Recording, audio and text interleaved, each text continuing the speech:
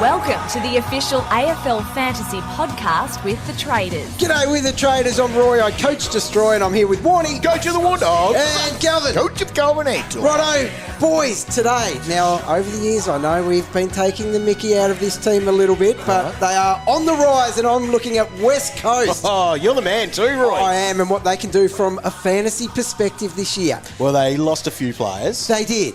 Who? Not much, really.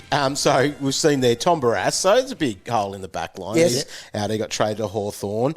Darling, up forward, went to North Melbourne. Okay. Yeah. Gaffey retired, Cal. That's right. Yes. Our man Witho was delisted, as well as a few other players that have been in the mix there that we've talked about. But coming in for them, so Liam Baker and Jack Graham both came from Richmond. They were sort of the big ones. Matt Owies. Yeah, he's a great player. He's great right there. But they did bring in a few rookies that I think, or draftees, that are going to possibly be in the mix. Yeah, 100%. Come, sometime this season. There's one I'm super excited about, which we will get to later. But having a look at their top scorers last year, and you're going to be saying, Roy, how are these guys going to fly high when this is the names we're talking about? Elliot Yeo tops the list. Like, come on, boys. It probably is telling us why that they were the 18th ranked team last season. Well, it's time to get past this. But Yoey, well done to him. Credit to him as well for hitting the park so often. 20 games. Yeah? Did not see that coming, so well done. Now, but even after he got injured, I think we considered him when he does it every year. He's been on the never again list more than anyone in history, but he finds a way off it. I think he remains there. Obviously, draft relevant, deep. Yeah, could be a bargain. Even that 91 next to him, I couldn't be drafting him in that range pure of people. Mid. It's a straight mid too. But anyway, he got back on track, so well done to him for that. Now, next one, it's a semi-relevant name. Liam Duggan. Yes. Now, it's an impressive average. He's got 2 20s in it, which obviously brings it right down. It does. And means that there is a little bit of meat on the bone with him. Right. Okay, so that's one you could be looking at. And, there was a bit of a shuffle in their back line with players they've lost, especially Witho, like the little +6 when he was getting a game. So, could those go to Duggan? So he was a 96 the year before, and then last year an 89. So there is a couple of 20s. A little bit of meat there, right? Yeah, You're 100%. Right. Now, looking forward, the growth here is going to be the young guys taking the next step. Yep. And I think we have to consider Harley Reid at this price. Now, Harley, what's he priced at? $6.85, which is an absolute bargain. If he had any other status than just pure mid next to his name, you'd be launching into it. So 67. It's 67. Like, he's going to outdo that by...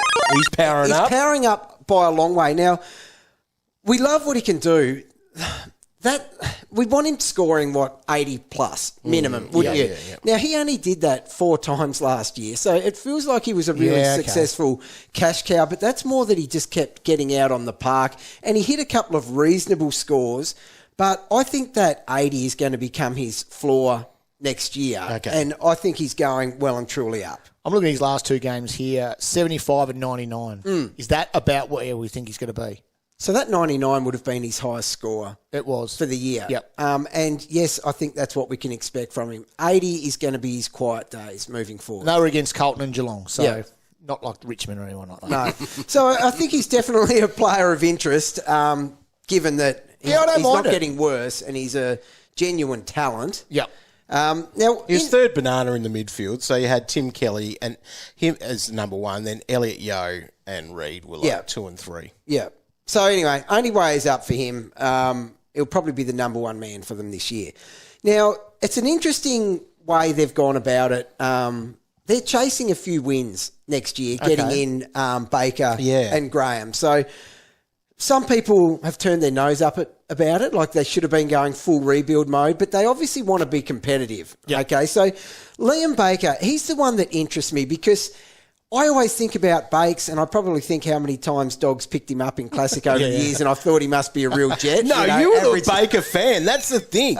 You can take all the blame for that. Well, I take a little bit of the blame for it, but his career high average is about 80. What he did last year. That was his best. That was his best. Yeah. So he's a 75 to 80 guy, but that's because he has been the Swiss Army knife. So his best asset is his versatility, which has hurt him from a fantasy perspective because times where they've said Bakes, we need you in the middle. He dominated for the Tigers and pumped out some huge numbers. But then if they need him up forward, his numbers dried up, etc., etc. Now, there has been talk about him playing off half-back. Whoa! And I think that's what his role's going to be. Well, if it is, he's going to have an absolute ripper, okay? My fear is that they do something happen somewhere else and they say, well, Bakes is a guy that can fix that. Fix it. But given that that's what they've got him for, that's what they want him to do at this stage, that leadership out of half-back, well, you would have to consider him. I was going to make a big call. He'll be a top 10 forward. But he actually ranks there at the moment. Oh, does he? See, that's the thing. But I think there's upside. Well, I think there is. Can he push top 6? Like, can he be one of those? Yes. Will we see him in the rolling 22? Without a doubt. He will spend time there, especially if he gets a good body of work off half-back. Like, if he plays the first 5 games there, without a doubt I'll have him in the rolling 22 in round 5. Draft-wise, so these are the forwards at the top in average, okay, of last year. You're not picking him before Dylan Moore or Horn Francis. Brent Daniels, they could have similar output. Oh, please. Brent's going to be way bigger than Liam. Ryan Myers, who would you feel more comfortable having? Well, the safe one is Myers, to be honest, but I think Bakes can do it. Jeremy Cameron. No. Bakes. Bakes. Yeah. Mason Wood. Harry Mackay. No. See, he's far and away better from a fantasy perspective than all of those guys. And if he is locked down in one role, whether it be halfback or as a midfielder, for example, he will have his career best average significantly. Okay, so pre-season, watching the role. Have to watch it. And if the halfback thing is real, he's actually in consideration for Classic. F1. No, he's got to beat Carter Daniel.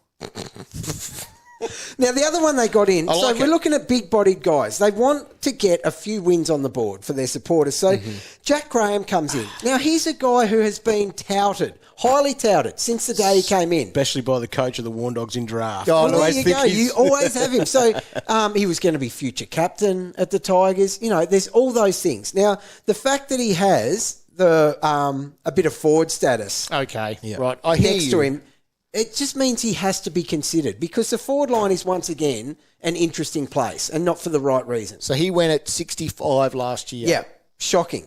All right, it's just what he can do at his best when he has the role.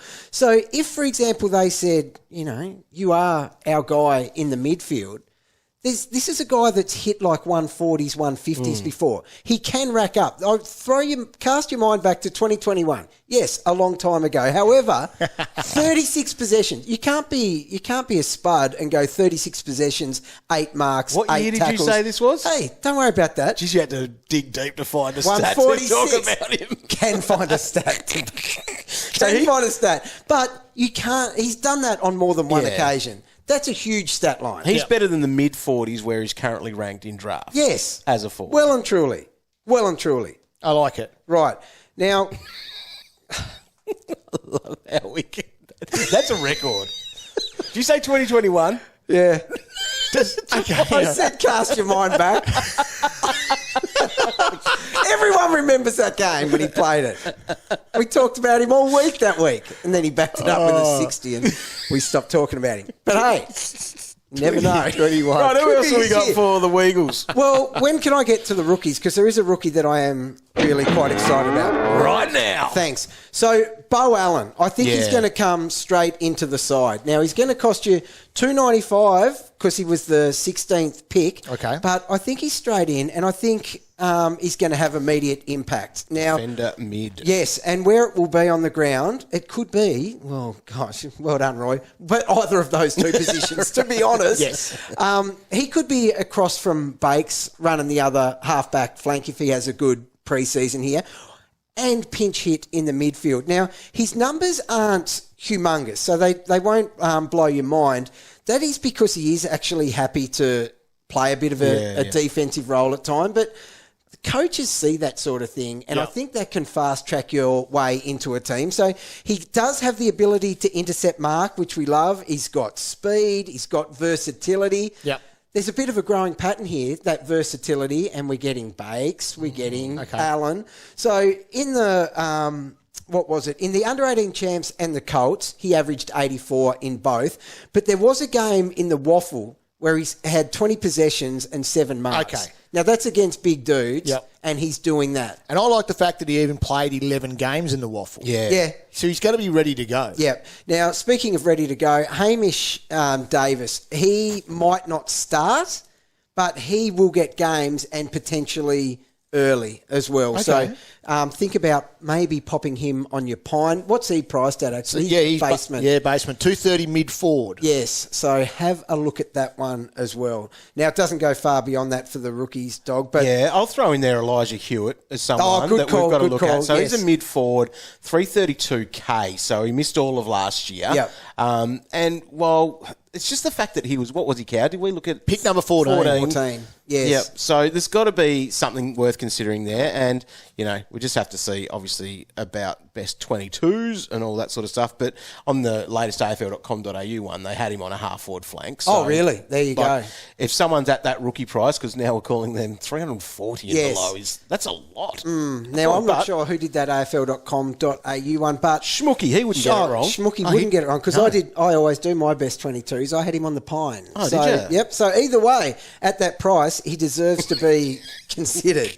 What about Clay Hall? So 267. He popped in for 3 games last year. 2 Yes. of them in We're the waiting West. for him. Yep. So, yes, Clay Hall has Popped to his come head in. under consideration. Even without just a some of doubt. those names that are floating in there that we've seen before. We've Rhett seen 'em. Bazzo. Yep. Yeah. He's at basement price. We'll just, I guess, have to see and wait to see what they're going to look like. Because they're going to mix a few through as well. They're going to be wanting to get some games into some kids and just to see if they're any good. Right, Roy, whether as they stay on the list or not. as the Eagle expert, right? Expert. Talk to me about the rucks. Yeah. What's going on? Okay, I will tell you about the rucks because Bailey Williams is currently number 1. Right. Yeah, so, Well, Schmooky's got him there as number 1. yes, like Flinny, he was projected number 1 at the start of last year, Yep. and injuries interrupted it significantly. He popped his head back in there and had a go, but he was back out. And in the preseason, I've got my eyes over there on the track. I know you guys think I don't take preseason very seriously, but I do. And that has been confirmed that at the moment, although it's very early, it is Bailey Williams still over Right. Flynn Dog. Because he played, so this is Flynn, he played 6 games in the Waffle last year. Yeah. So, draft day? Well, this is the thing. I don't want shares in West Coast Rucks No. in draft. No. They're the sort of team that despite, Well, look at their they're not averages. going to be taken at any point. No. And with Flinny, because I do like casting your mind back, but cast your mind back to last time he played VFL, he was hitting 120s and even a 132. So he can He score. can get it done. Speaking of someone who can get it done, if we want to talk about someone we talked about a while back, Ruben Jimby. Oh, yeah. Now, Okay. remember, at his best, he was hitting 8 tackles a game for a significant, period. Then, roles changed and things like that. But they've talked about him in defence. Yeah, so that matches up with how his CBAs looked as well. Yes. So he was getting plenty during the season. Back half the season, not many. No, so currently mid only. If you like, chasing someone that could get a bit of DPP late in your throwaway draft picks, he's someone that could get defender status. And what do I think of when I think of Jimby in defence? I think of tackling, and he can boost his numbers something chronic when his tackling game is on. So he's another one that I think is well worth watching late in a draft.